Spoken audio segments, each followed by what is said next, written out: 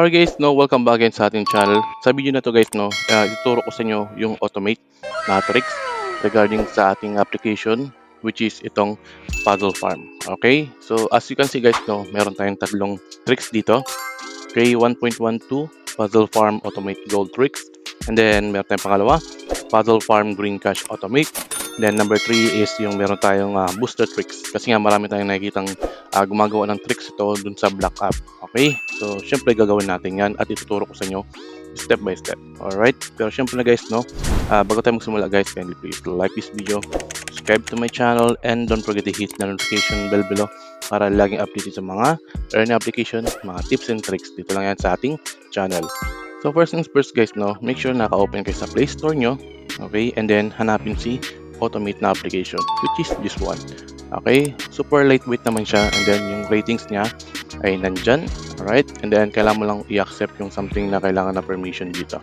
Okay, upon installing that, okay, open na natin yung ating application, which is itong automate. Alright, and then meron tayong mga tatlong settings na makikita dyan sa taas, 1 and 2 and 3. Okay, and then syempre bago tayo mag-start, quick preview muna tayo or recap kung ano ba itong application natin, which is itong Puzzle Farm. Okay, so fresh pa naman itong application na to. Okay, syempre meron din ako ito paanong mga proof dito. Okay, pero syempre guys, disclaimer lang, this video again is for educational and entertainment purposes only.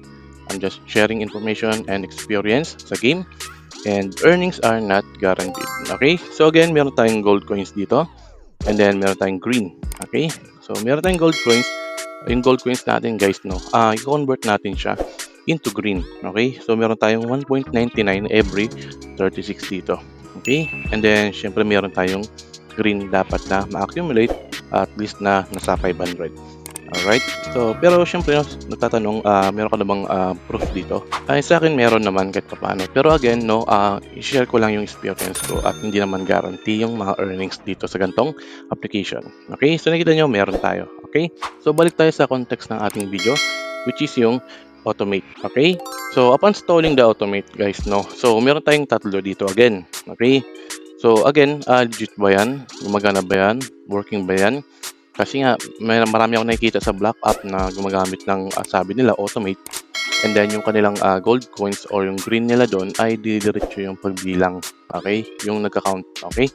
Pero actually talaga, ang realization guys, dito sa automate and then yung Puzzle Farm ay hindi naman totoo. Kasi nga, pag open mo to guys, wala naman yung setting. Okay? So, mahirap ka i-setting, i-set up, i-configure, or i-modify. Kasi nga, kailangan pang maraming process na gagawin or method dito. So, ito yun naman guys, blanco. Kasi nga, marketing ng ginagawa nila doon sa mga gumagawa ng content sa Black App. Okay na, syempre, gumagawa ako ng ganito. O, gamit ko itong automate dito sa Puzzle Farm. And then, boom, didiretso yung aking ganito. Okay, yung gold coins nila, etc. So, hindi totoo yun. Okay, so, check ko sa inyo.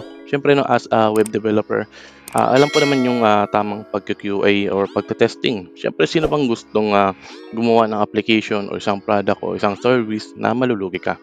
So, siyempre, bago nilang i-release yung product nila or yung application na yun, they make sure na hindi naman o walang makakalabas na mga ganong tricks. Okay? Kasi nga, siyempre, ayaw naman nilang malugi. Okay? So, ang tamang gawin na lang natin dito guys, enjoy na lang natin yung paglalaro ng game na to. Okay, so paano ko ba nakakaabot ng mga gold coins? Ang ginagawa ko dito guys, yung daily task. Siyempre nagde-daily task ako ng gold coins. Okay, so ito yung pinakamalaga, yung clear 300 blocks. Siyempre araw-araw ako naglalaro nito. Kasi nga, madali lang naman. Kasi kahit level 2 ka lang o 1 o level 2 ka lang, is paulit-ulit ka lang mag-grind ng gold coins dito. And then make sure na naka-private DNS ka para didiretso yung maglalaro mo. So, paano ba yung private DNS? Yun lang for me, legit na tricks na ginagamit ko dito. Alright, nasa phone setting yan. Yan, pagdating sa phone setting guys, meron kang private DNS na dapat i-configure. Okay, sa wireless and network guys check nyo yung private DNS nyo.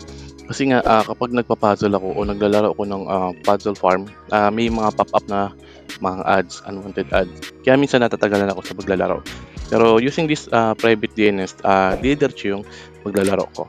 And then, save nyo lang and then pwede kayong makapaglaro. Kasi minsan, di ba, kapag nagpa-puzzle ka o naglalaro ka ng game, ay may mga lumalabas na unwanted ads o yung ad break sabi nga niya. Pero dito sa akin ay magko-continue lang ako doon diretso. Alright? So again, context ng video, hindi working, walang ganon, hindi gumagana yung automate sa Puzzle Farm.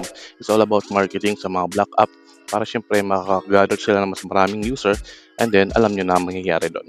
Alright? Again, no, kung may natutunan kayo sa video natin, kindly please like this video, subscribe to my channel, and don't forget to hit the notification bell below para laging update sa mga pag-check ng mga legit ba o hindi yung mga tricks na ginagawa ng ibang social media influencers sa ibang application. Okay, yun naman, no? Salamat sa panonood and see you sa next video. Cheers and bye-bye muna. Alright?